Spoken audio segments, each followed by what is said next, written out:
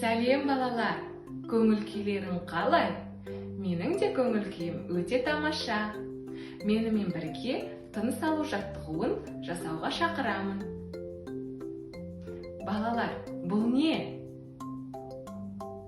Дұрыс, бұл гүл. Гүл өте әдемі, әрі нәзік және хош иісті. Гүлді бірге иіскейік. Мұрнымызбен тынысты аламыз, аузымыздан шығарамыз. Міне осылай.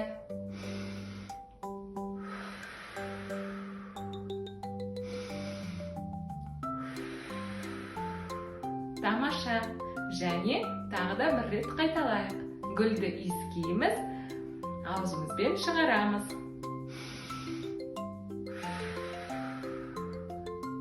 Тыныс аламыз.